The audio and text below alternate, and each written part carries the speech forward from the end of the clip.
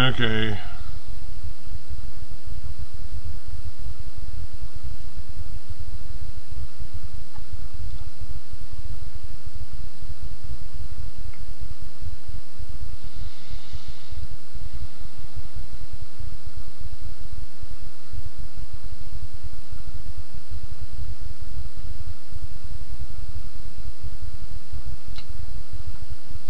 Alright, the chat rooms are in disarray. So let me get back to the subject because they are trying to kill you folks. Now, up on my website, I sent my ex-wife who lives in California. I asked her to go to the drugstore and try to get some nuclear potassium iodine.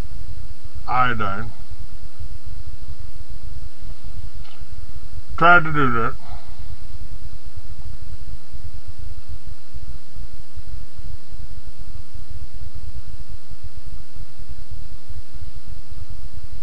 And she couldn't get it. Couldn't get it. Well, there's a links on my site that does have it. That does have it. Now also, let's see here. We've got some. I've got some videos up, and since I don't have a guest today,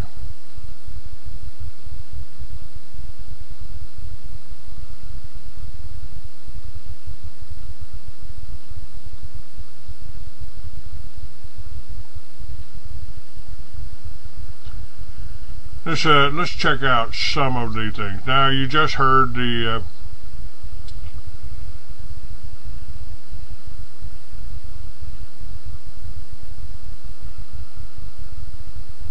Let's talk about this planned event in New Madrid Fault. See if we can do something like that.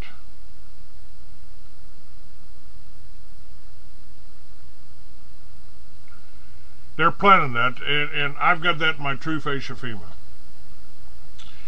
And Edgar Casey actually predicted that. So, in having said that, I ask anybody who sees this video to pass this on to as many people as earthly possible. Re-upload this video to your channel. Do whatever it is you got to do to get this information out. This is how dire this information is. If something was happening to our world, which it is, and I'll do a brief overview on it. However, if something was happening to our world that was so major that it affected the entire population, would you not want to try to tell as many people as possible? Why do you think the mainstream media has gone quiet? They've gone hush-hush on everything. You know, it's awfully strange that the media picked up the story at the beginning of the year of all these animals dying, and then 1 week into it, there was that event in Arizona, and then their focus shifted altogether, and they haven't said not one single peep about this since. However, reports continue to pour in from around the world. Media reports, personal reports, with evidence that thousands upon thousands of animals are still dropping dead. What the hell is going on here, people? This should ring a bell for you, okay? This should ring a bell. So let's get started on this brief overview here. I first reported at the beginning of the year that the first 3 animal kill zones coincided with the antenna array configuration for the software used by Digisonde receivers that are utilized by HAARP and other such ionospheric heaters. And in this picture, I show the 3 die-off locations are at the 120-degree angle from each other and define the perimeter of the most active region of the New Madrid Fault. The HAARP antennas calibrate signals using a 120-degree radiating angle from the center point. The Digisonde computes comparative signal strength along with each ray of the antenna for directional tuning. Okay? Now, I'm not going to go into depth on this stuff because, well, if you really need to see it all, you can go back on my channel and look at the videos. But I do want to give a brief overview. We'll skip on to the next picture here, and this pretty much shows the three towns that first started off the animal die-offs: Gilbertsville, Kentucky, Beebe, Arkansas, and LaBarre, Louisiana. And it shows the focal point in between the 120-degree area, and it just so happens that that focal point sits right above the most active region of the New Madrid seismic zone. Okay, so and having said all that, let me go ahead and get this next picture up. Sorry, my screen capture software slows my computer down. Right here we have the locations of Digison receivers around the world. Okay, and I'm sure this isn't all of them, but these are the ones that are reported. So, and then when you put in the animal die-offs, and I'm sure this has been updated since, anywhere these Digison receivers line up is where there have been animal kills. So, and moving on, this is a map used by originally produced by Edgar Casey and used by the Air Force. It's called the Navy. I'm sorry. It's now used for, I guess, to show soldiers what the coastlines of America will look like. And if you have a hard time believing that, I want you to pay real close attention to the center of the United States here. That's the Mississippi Valley. Okay, this is what Edgar Casey had projected. Now I'm going to show you a real-time picture, like an updated computer image of the same event. You see that? Now, do you? You can't. Of course, you can't see that. Go right here and. But what he's talking about, and this was on my film, True Face of FEMA.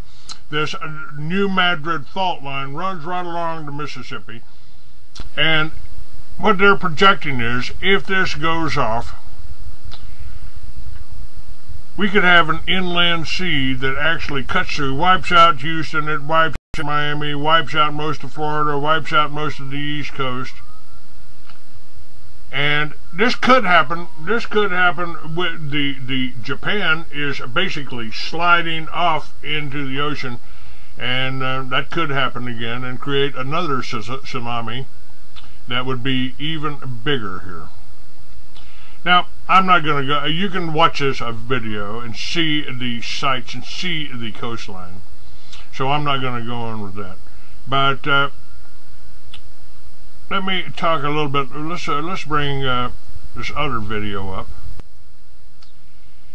and talking about how this government that we've got is doing the dealing of the drugs. They are the drug dealers. They're bringing it in so they can sell it to you, take your money along with the pharmaceuticals.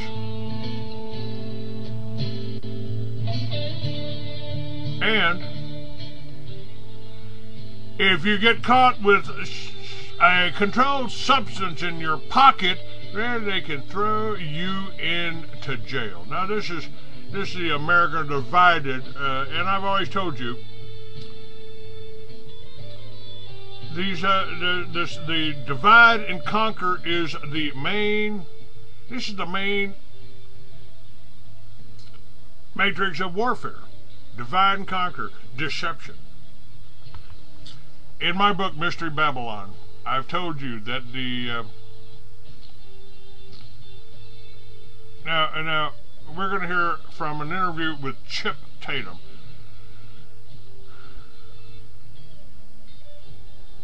This, I believe this was done by a friend of mine, another friend of mine by the name of Ted Gunderson, who was the FBI director for Los Angeles. And the code name of that operation with Chip Tatum, which was going on at the same time Operation Watchtower was going on. Yes, here's Ted. Hello, I'm Ted Gunderson. I retired from the FBI in 1979 after more than 27 years service. At the time of my retirement, I was the senior special agent in charge of the FBI Los Angeles Division, with more than 700 people under my command and a budget of more than $22.5 million. I recently decided to produce my own radio talk show.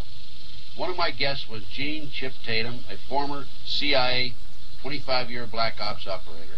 Now, it is the CIA that works with the Mossad. The CIA and the Mossad, folks, are the same. They're the same. Israel and Washington, D.C. are the same. It's a shell game. You know, where you see what this hand's doing, we can point the finger at it. It's the same government, and it's a world government. It's a government of the banksters. Israel is simply a safe country, a safe house for your drug dealers, for your financial scammers. And they want you to point the finger at them. They want to be controversial. It's just kind of what they do. But so when they're talking about the CIA, it was the CIA and the Mossad that were operational on Operation Watchtower, which ran right along the same time as Iran-Contra. Go ahead, Ted. 2 hours, I decided this man had much more information to furnish than he could furnish in that 2-hour period. I had him back for 13 more shows. I interviewed him for a total of 26 hours. This man has a phenomenal story. I've checked his story out. I can definitely state to you this man is credible, and the information he's furnishing is the truth. Listen and watch. You will be amazed at what you hear.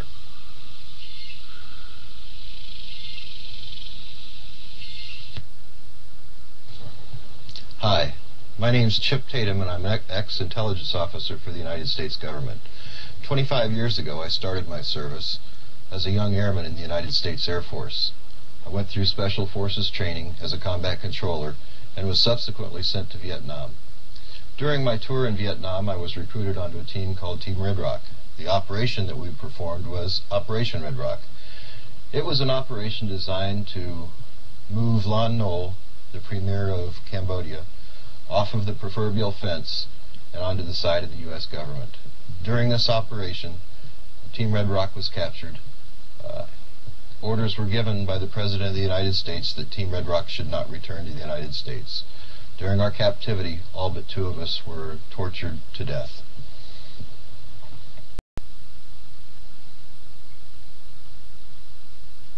Okay.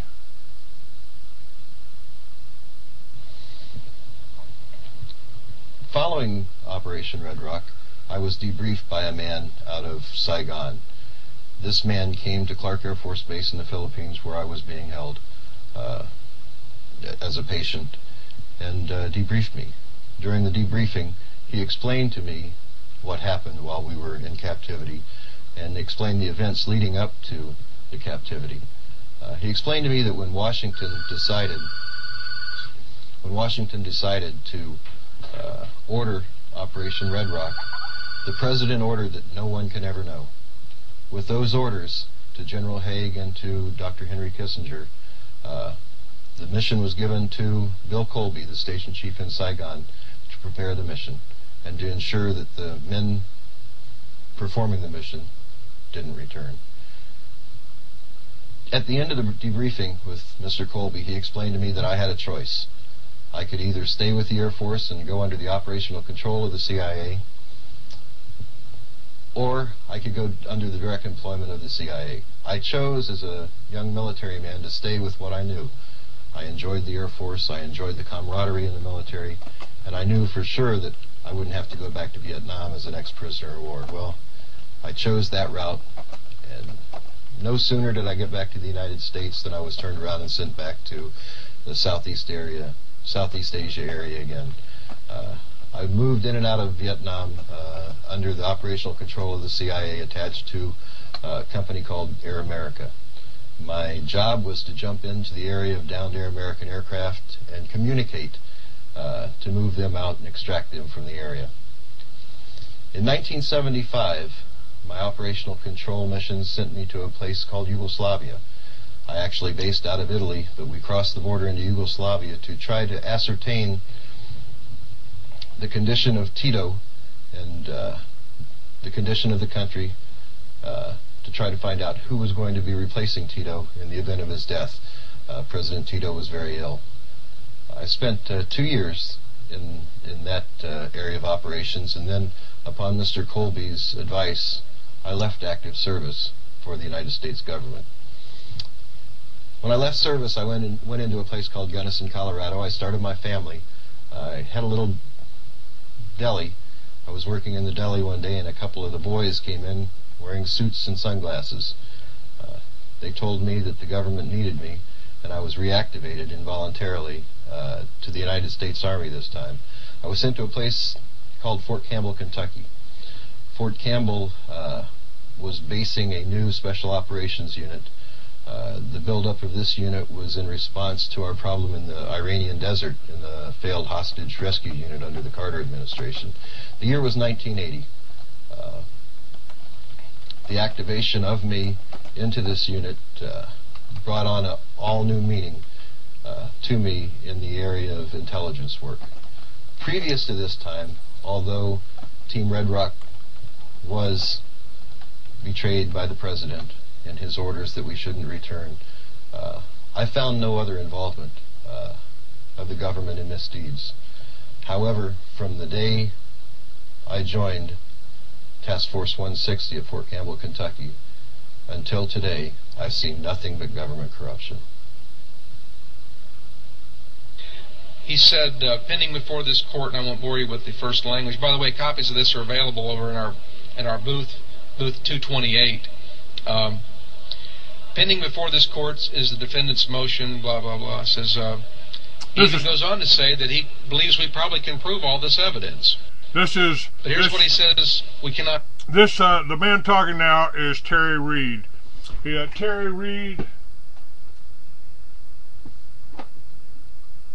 wrote the book Compromise. Let's see if you can see that. He lived in New Mexico. I got to meet him.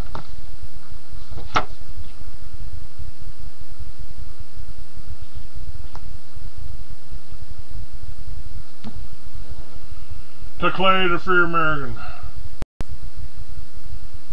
Compromise, Clinton, Bush. Terry Reed confirms pretty much everything that I told you about Operation Watchtower. And Terry Reed lived in New Mexico at the time, so been into the same bars, know exactly who Terry Reed is, and he is the one that flew with Barry Seal, who flew the drugs from Operation Watchtower from Panama into Mena, Arkansas.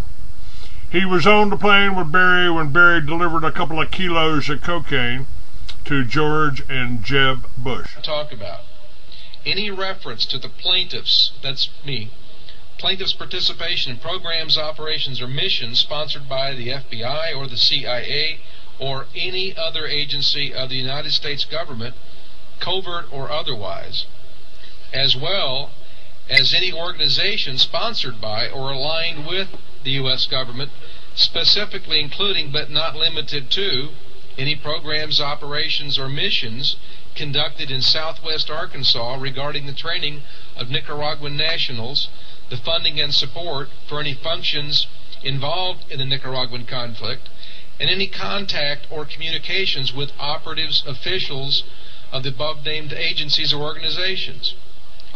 Any reference to President or Governor Bill Clinton and or Hillary Clinton and the Mena Ornella airports. Any references to Barry Seal and any alleged drug smuggling operation or other references to the Mena Ornella airports or to a business relationship of Barry Seal and Dan Lassiter, Lassiter and Company, and the Arkansas Development and Finance Authority, parenthesis, ADFA, ADFA, and ADFA's former director, Bob Nash. It is so ordered this 8th day of March, 1996. That was our lawsuit. And out the window it went, which, as I said in my letters, I filed it back to the court. What I found most interesting was this motion went beyond our lawsuit. And nowhere in our suit had we even named some of the people they eliminated reference to, which obviously was their own admission that they knew exactly where their liabilities were and wanted to make sure that we didn't get into court and somehow bring in the real scandal of this story, which is the money laundering aspects of what was going on with the huge profits generated from the cocaine activity. Many of you will wonder why I've decided to come forward today and how I can come forward as an ex-officer for the CIA, for the DIA, NSC, and let me explain that to you. I can come forward today because a federal judge has ordered at a federal trial that I was a defendant in, that the items that I wanted to discuss and present in my trial were not classified. And the reason he decided to do that is the last thing that judge wanted to do was allow that courtroom to hear what I had to say.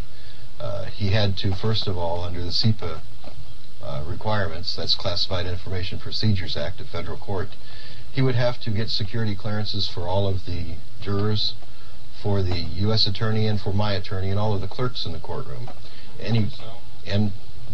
Judges, although the judges aren't required to have that clearance, he would have had to have his staff cleared. The clearances presented a problem in that it would have delayed the trial several months, and they would have had to allow me bond of some sort at that point. At that point, I'd been held without bond because I was a flight risk and a danger to society. The statement made by the Federal Bureau of Investigation after arresting me was that I had traveled outside of the country. Well, of course I had. That was my job. So that made me a flight risk. Even though my family lived here, I was still a flight risk, so I was held in prison. They can do that. They can do that for an undetermined amount of time in any federal case in the interest of justice. They can delay your speedy trial acts in the interest of justice and because the courts are backed up. So everyone needs to understand that the federal court system is a very one-sided system. It's interesting that during testimony by federal agents in the pretrial portion, in the bond portion, a federal agent is allowed to lie on the stand and won't be held accountable for that lie. They won't be prosecuted because it's very difficult for the U.S. Attorney's Office to prosecute their purported prime persons that will provide testimony during the body of the trial. All right, what else? But you know, here's an interesting thing. And I'm only using if now, for the benefit of those who are the man talking right now is somebody I had on my show many years ago. His name's Rodney Stitch. He's written a book and he's talking about the complicity of the government in these drug operations and, well, a lot of other things. Let's see what he's got to say. Informed about what's going on.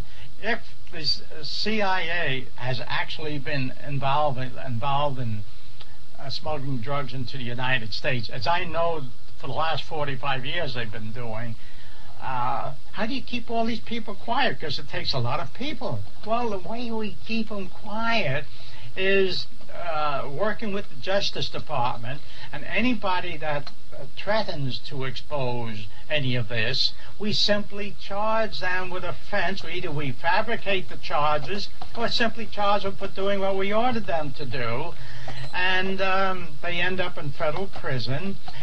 Usually federal judges will cooperate, as I describe in my books, where federal judges will not let them bring in any of the CIA witnesses or won't let them produce the CIA, the documents showing that they were CIA, and they end up in prison. And this, I mean, there's hundreds of people that this has happened to.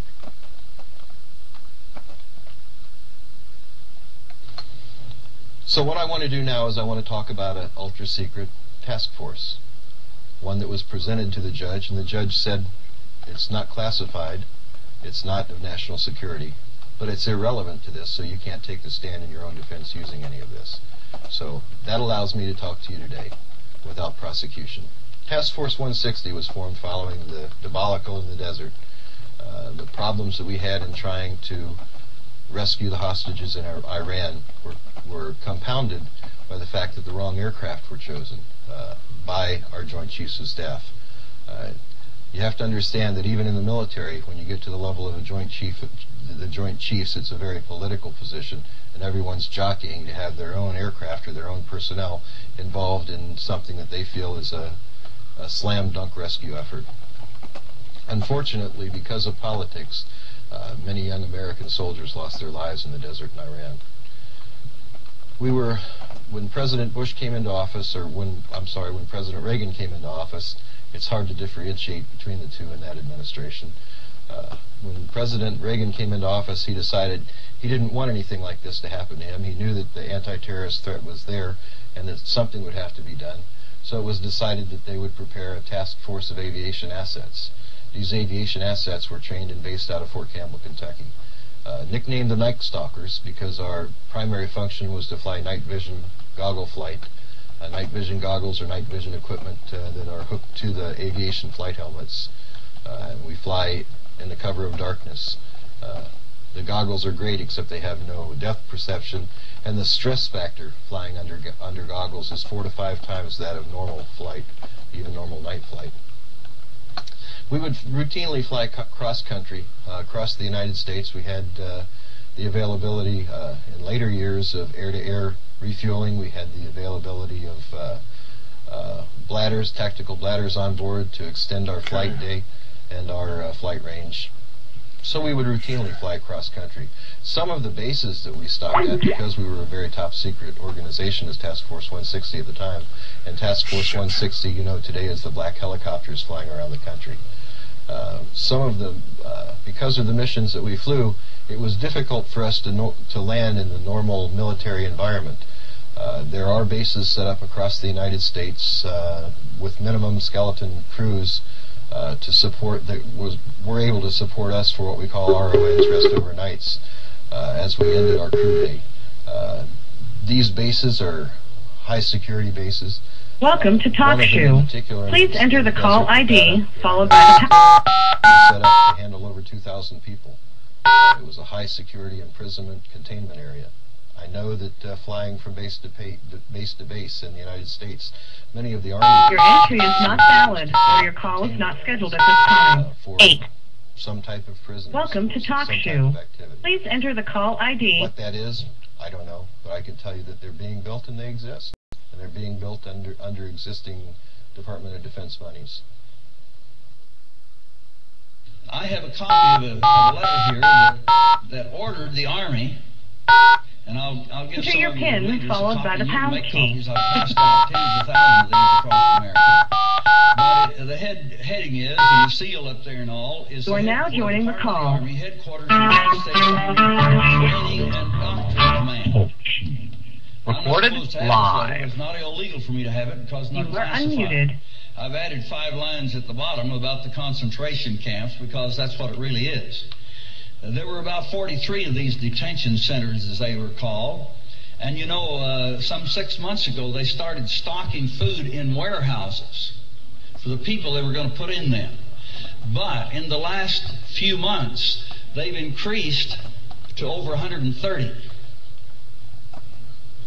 And many of them are on military active installations and on what was former some of the 96 closed military installations that were supposed to be returned to the citizens as real estate and so forth. Now, they've already stockpiled food for the people they're going to put in there, and then this letter says, the subject of it, and the date of it's July 1994, and they're supposed to come up with the guidance on